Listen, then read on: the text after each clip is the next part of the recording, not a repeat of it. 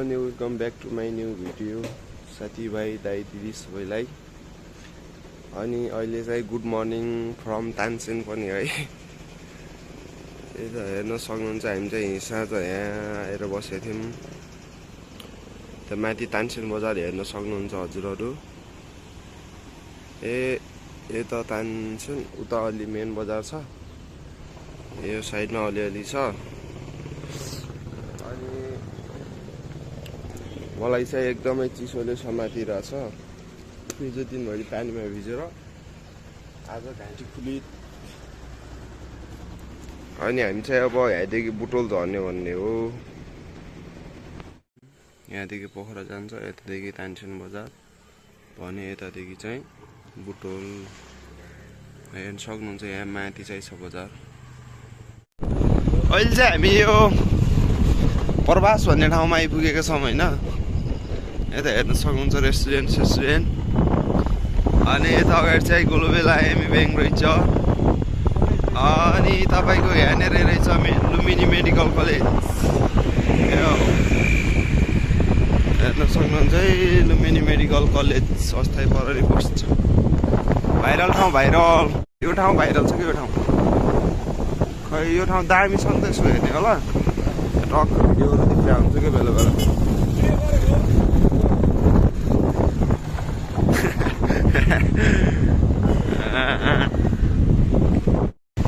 डुम्रे बजार आइपुग्यो, तानसेन डुम्रे।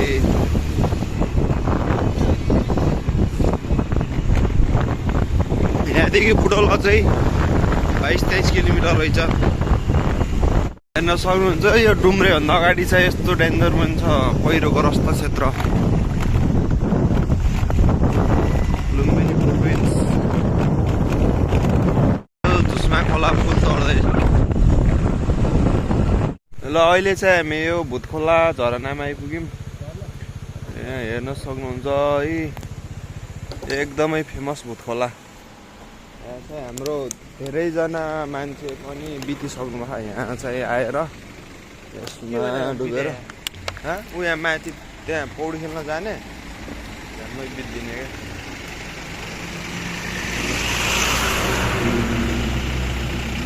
ल हेर्न सक्नुहुन्छ है फेमस भुतखोला यही हो। माथि झरना बगिरहेछ। यो चाहिँ नर्मल ताल होला, अनि यो तलको नर्मलै होला। त्यहाँ माथि चाहिँ डेन्जर छ। सिद्ध बाबा सुरुङ माग। यहाँदेखि चाहिँ तपाईँको अब उता तल बुटोल निक्लिन्छ अरे। यो सुरुङ सम्पन्न भइसकेपछि डेन्जर छ यता चाहिँ।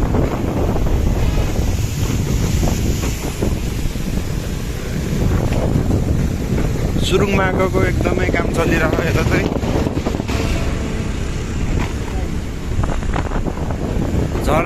झरना कति हेर्नुहुन्छ झरना।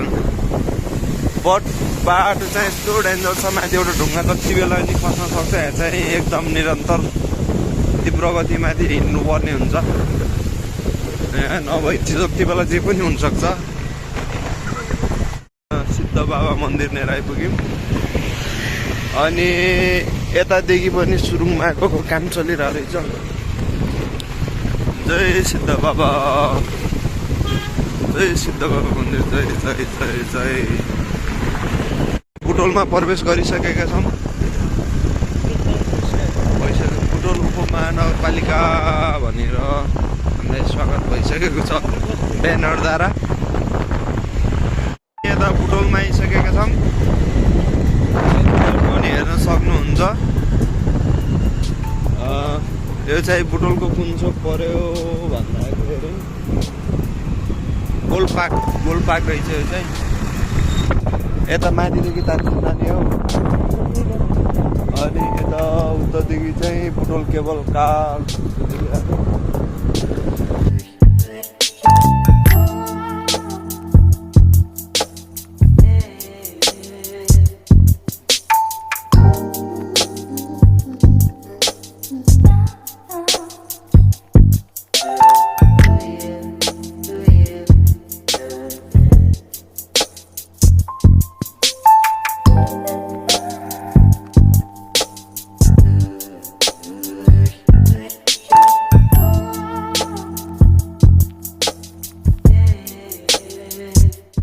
खोला। हामी चाहिँ यही खोलाको किनारै आएको थियो माथि पाल्पादेखि। हेर्न सक्नुहुन्छ आज चाहिँ बाढी आएर एकदमै ठुलो आइरहेछ। हामी चाहिँ करिब कति बज्यो मामा? 1 बज्यो 12 बज्यो 12:30 1:30 भइसक्यो। करिब हामी 1:30 बजीतिर चाहिँ यहाँ भालुवाङ पुलमा आइपुग्यो। उता धानखोला बस्यो होला 1-1.5 घन्टा जस्तो खानसाना खाइयो। यता हेर्न सक्नुहुन्छ यो राप्ती खोला हो कि नदी हो? यो नदी होला सायद। अनि यहाँ चाहिँ हेर्न सक्नुहुन्छ है भालुवाङ पुल। गाडीले उठाएको नि हेर्न सक्नुहुन्छ। हामी चाहिँ काठमाडौँबाट पोखरा भएर पोखराबाट उता तानसेन हुँदै आज बल्ल 2 दिनमा चाहिँ यहाँ दाङ आउन सफल भइयो। हामी चाहिँ हेर्न सक्नुहुन्छ यता हामीलाई यस्तो हालत छ है।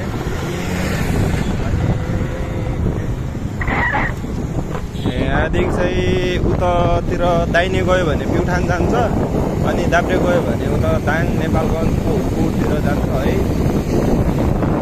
तपाईँहरू हेर्न सक्नुहुन्छ मामाको चाहिँ। ल है त हामी चाहिँ अहिले बल्ल यहाँ लमै बजार आइपुग्यौँ। अब चाहिँ हामी हाम्रो गन्तव्यमा लगभग आइपुगिसक्यौँ। लमैको उकालो सकिएर पनि माथि यो चतारा मन्दिर लिएर आइपुग्यौँ। यहाँ अगाडि चाहिँ मन्दिर छ। यहाँ मामा हुनुहुन्छ अनि म यहाँ छु। 3:30 भन्दा थोरै बढी भयो। हाम्रो काठमाडौँदेखि दाङको यात्रा तपाईँको हामी हिजो बिहान 5:30 बजे बाट लागेको काठमाडौँदेखि। अनि हिजो 2:30 1:30 जस्तोमा हामी पोखरा पुगेको थियो। अनि पोखरा बसियो। पोखरा बसेर फेरि त्यहाँदेखि यता तानसेन पाल्पाको लागि हिँड्यो। अनि तानसेन पाल्पा तपाईँको साँझ 6:30 बजे जस्तोमा आइपुग्यो। र त्यहाँ बसेर बिहान 7-8 लगभग 8 बजे जस्तोमा चाहिँ हामी यता बाटो लागेको तानसेनदेखि। अनि अहिले चाहिँ हामी 3:30 बजे यहाँ घुरा आइपुग्यौँ। तपाईँको त्यही हो, बाटोमा चाहिँ हामी धेरै बस्दै हिँड्दै गऱ्यौँ। नभए चाहिँ अलि छिटै आइन्थ्यो होला। हामी चाहिँ बिस्तारै बाटोमा हिँड्दै यताउति गर्दै आएर चाहिँ हल्का ढिला भयो। अब यही हो हाम्रो अब काठमाडौँको यात्रा सकियो यहीँदेखि। अब हजुरहरूलाई चाहिँ म अर्को भिडियोमा भेट्नेछु। भिडियो मन पऱ्यो भने लाइक सेयर सब्सक्राइब गर्न नभुल्नु होला। अब यस्तै छ गर्मी, पानीले चुट्नुसम्म चुट्यो, हिजो पनि चुट्यो, आज पनि चुट्यो। अनि मामा यता हुनुहुन्छ। अब यस्तै छ। अब स्कुटीमा आइयो। लगभग गुड्यो होला 500-600 किलोमिटर जस्तो गुड्यो होला स्कुटी हो नि। अब ठिक छ। सो साथीहरू यति भन्दै फेरि पनि म भिडियोमा ब्याक भइसकेको छु। अनि यो चाहिँ हामी मामा भान्जाको काठमाडौँ टु दाङ ट्रिप थियो। अनि हामी मामा भान्जाले चाहिँ फुल्ली इन्जोय गरियो। बाटोमाथि रमाइलो पनि भयो। पानीले पनि नराम्रो तरिकासँग अब पिट्यो भनौँ। अब हामीलाई चाहिँ काठमाडौँदेखि हिँड्दाखेरि नै अलिअलि पर्न लागेको जस्तो थियो। अनि त्यहाँदेखि मुगलिन आइपुगेदेखि चाहिँ निरन्तर पानीले के भनौँ स्वागत गरिरह्यो। अनि त्यत्रो अब पानी पर्दा पनि हामीले पानीलाई कुनै वास्ता नगरेर मामा भान्जा एकदम रफ्तारमा हिँडियो। अनि एक दिन चाहिँ उता पाल्पा तानसेन आएर बसियो। अनि दोस्रो दिन त्यहाँदेखि घोरै आइयो। अनि यो भिडियो सुट गरेको चाहिँ हामीले त्यही 2082 सालको दसैँ तिहारभन्दा थोरै अगाडिको चाहिँ हो यो। अनि आज चाहिँ म यो भिडियो एडिट गर्ने चाहिँ माघको 12 गते भइसकेको छ आज। अनि म यसो मोबाइलमा हेर्दै थिएँ अनि यो पुरानो भिडियोहरू पनि बसेर चाहिँ त्यही भएर के राखिराख्ने यसलाई एडिट गरेर अब युट्युबमा पोस्ट गरौँ, लाइफ टाइम मेमोरीको लागि भए पनि त रहला भनेर चाहिँ म आज एडिट गरेर पोस्ट गर्दैछु। अनि पोस्ट गरेर आज चाहिँ प्राइभेट नै गर्छु। अब कति दिनपछि आउँछ यो पब्लिक हुन्छ त्यो पनि थाहा छैन। अझै लाग्छ होला 1-1.5 महिना पहिलाको भिडियोहरू पनि छ 3-4वटा। अनि त्यो भिडियोहरू चाहिँ पब्लिक भएपछि म यो भिडियोलाई पनि पब्लिक गर्नेछु। यसको पार्ट 1 पनि आज नै मैले एडिट गरेर त्यसमा प्राइभेट गरेछु। अब त्यो पनि पब्लिक गर्न अझै 2-4 दिन अझै त्यो लाग्छ। त्यो पछि यो आउँदाखेरि अझै अनलिमिटेड टाइम लाग्छ। त्यही हो। मामालाई चाहिँ मैले यो भिडियोदेखि एकदमै सम्झिन चाहेँ। म यति बेला चाहिँ यहाँ घोराइमा छु भनेपछि अब म कुनै दिन म आफूले भए पनि त यो भिडियो हेर्नको लागि पोस्ट गरे। अब म कुनै दिन कतैदेखि हेरिरहेको हुन्छु होला यति बेला यो भिडियो। ठिक छ, त्यही हो, मामा भान्जाको यो ट्रिपमा चाहिँ लाइफ टाइम मेमोरी नै रह्यो।